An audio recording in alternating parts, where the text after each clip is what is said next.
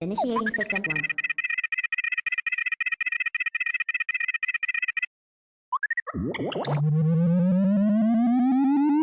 System 1 loaded. Perang melawan virus corona masih berlanjut.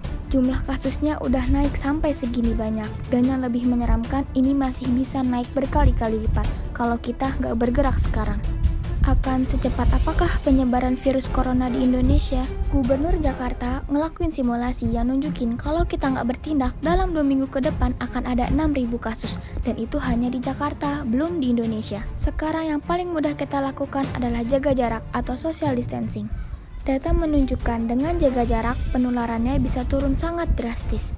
Buat kalian yang punya gejala flu, penting untuk membatasi aktivitas dan tidak keluar rumah supaya tidak menularkan orang lain.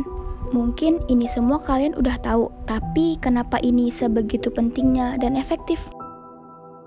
Jawabannya, virus corona punya jurus hebat, bisa bikin dia sembunyi di tubuh orang yang sehat. Sebenarnya kita sudah tertular, karena imun tubuh kita kuat, kita tidak merasa sakit. Tapi ketika kita kontak dengan orang yang imunnya turun, kita bisa nularin ke mereka.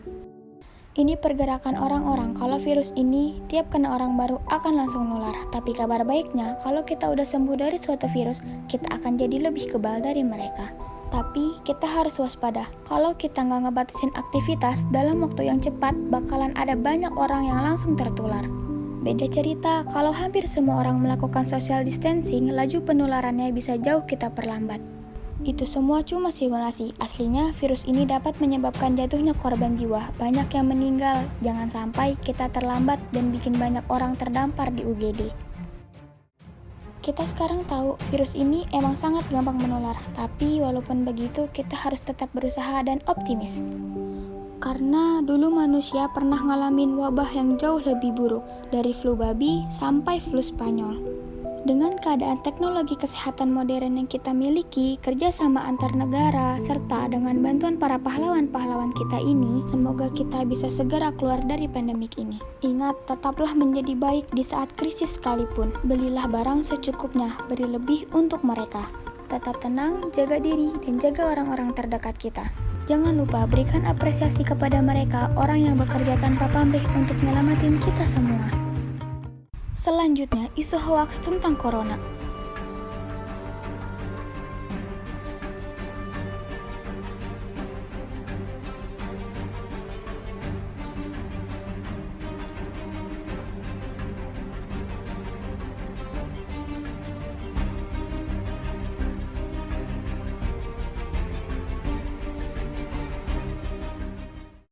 Sekarang, mari kita bijak dalam menggunakan sosial media. Berhati-hatilah dengan judul yang provokatif.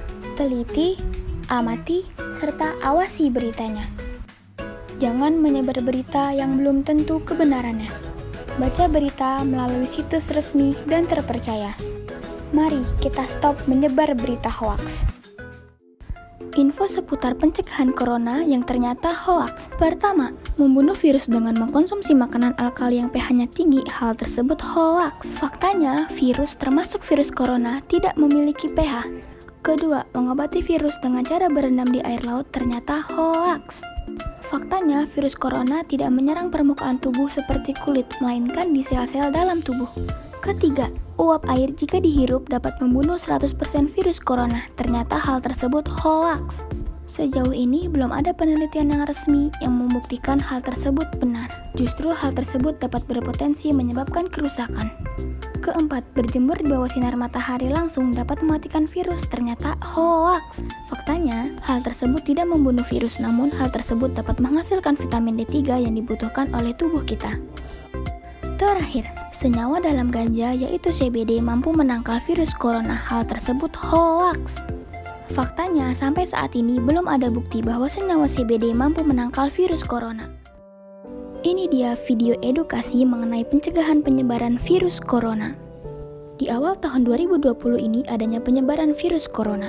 Kementerian Kesehatan telah mengeluarkan pedoman kesiapsiagaan menghadapi infeksi virus corona. Virus corona menyebabkan wabah di kota Wuhan, Tiongkok pada Desember 2019 dan menyebar ke negara lainnya hingga saat ini. Penyebabnya ialah percikan air liur batuk dan bersin, menyentuh tangan atau wajah orang terinfeksi, menyentuh mata, hidung, atau mulut setelah memegang barang yang terkena percikan, tinja atau feses, namun ini jarang terjadi. Masa inkubasi virus belum diketahui secara pasti, rata-rata gejala timbul setelah 2-14 hari setelah virus pertama masuk ke tubuh. Transmisi virus corona ini belum diketahui secara pasti. Awalnya, virus corona yang sedang mewabah ini diduga bersumber dari hewan. Sebenarnya, virus ini jarang sekali berevolusi dan menginfeksi manusia hingga menyebar ke lainnya. Namun, kasus di Tiongkok ini menjadi bukti bahwa virus ini menyebar dari hewan ke manusia, bahkan penularannya bisa dari manusia ke manusia. Hidung beringus, sakit kepala, batuk, sakit tenggorokan, demam, merasa tidak enak badan.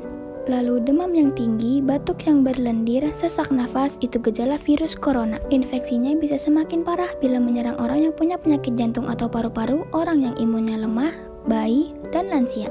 Surat edaran Kementerian Kesehatan menghimbau untuk menyampaikan kepada segenap pegawai melakukan tindakan preventif yang dapat dilakukan untuk mengantisipasi wabah virus corona.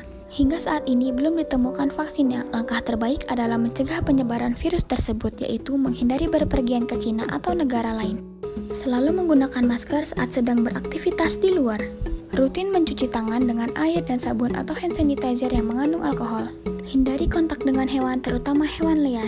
Bila terjadi kontak, segeralah cuci tangan. Pastikan memasak daging dan telur sampai benar-benar matang.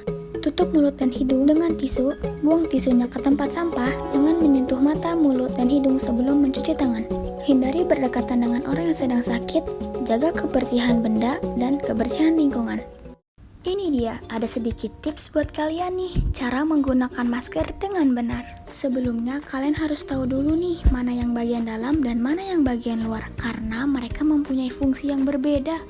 Menggunakan masker, pertama, tekan bagian hidung agar kuman tidak keluar atau masuk melalui hidung. Kedua, tarik bagian bawah masker sehingga bagian mulut tertutup sempurna. Ini pemakaian yang salah. Kenapa? Karena masker yang sudah dipakai pasti sudah terkontaminasi oleh kuman. Cara melepas masker, pegang bagian luarnya saja, karena di bagian dalam pasti sudah ada kuman. Buanglah masker ke tempat sampah agar kuman tidak menyebar. Lalu segeralah cuci tangan dengan sabun agar kuman mati.